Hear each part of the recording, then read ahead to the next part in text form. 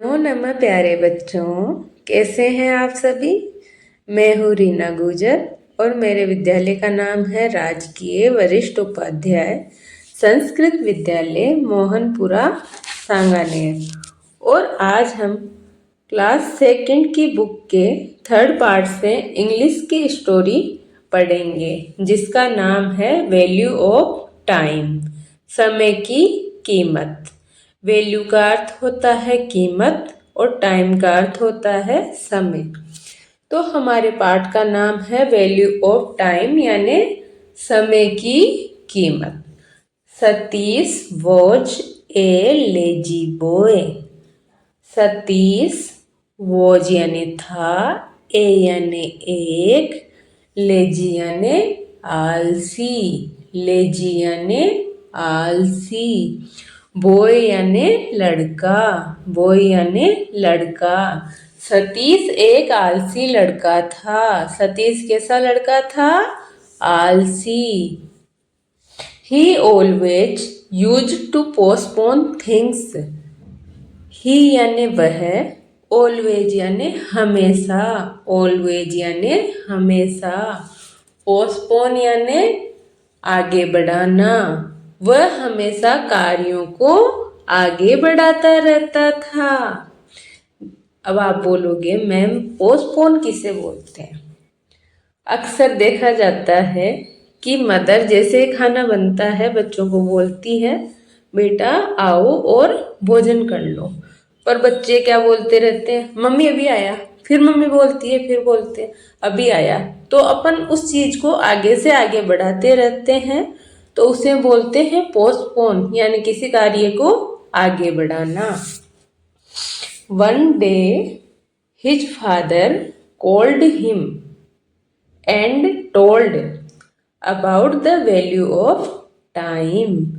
One यानी एक, day यानी दिन, हिज यानी उसके, फादर यानी पिताजी, फादर यानी पिताजी, कोल्ड यानी बुलाया, कोल्ड यानी बुलाया, एंड यानी और, टोल्ड यानी बताया, टोल्ड यानी बताया, वैल्यू यानी कीमत, टाइम यानी समय। एक दिन उसके पिताजी ने उसे बुलाया और समय की कीमत के बारे में बताया।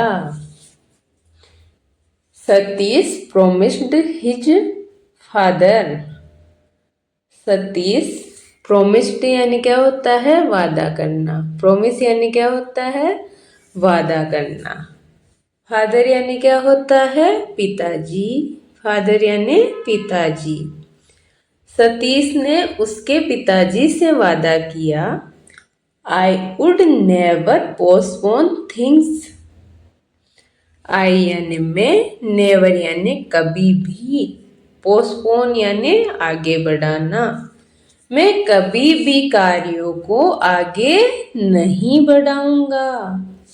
One day he came to know that he had won first prize in an essay writing competition.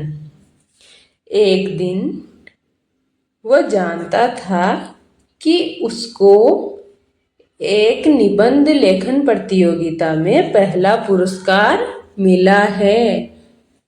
Competition यानी प्रतियोगिता, कंपटीशन यानी प्रतियोगिता। ऐसे यानी निबंध, ऐसे यानी निबंध। प्राइज यानी इनाम, प्राइज यानी इनाम। It was held in the last month. It was यानी था, held यानी आयोजन, held यानी आयोजन, लास्ट यानी पिछले, मंथ यानी महीने, जिसका आयोजन पिछले मंथ यानी महीना, जिसका आयोजन पिछले महीने हुआ था। उसने पहला प्राइज जीता। काय में जीता? निबंध लेखन प्रतियोगिता में, जो कब हुई थी? पिछले महीने। और उसे पता भी था कि उसने पहला पुरस्कार जीता है, वो फर्स्ट आया है। He was asked to collect the prize the same day. उसे बताया गया कि इनाम को उसी दिन लेना है। प्राइज यानी इनाम, सेम डे यानी उसी दिन। But he did not care, परंतु उसने परवाह नहीं की।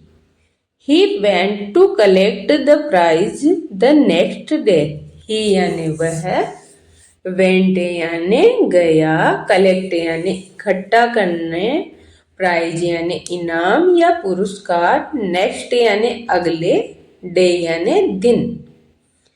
वह अगले दिन इनाम लेने गया। कब गया? अगले दिन।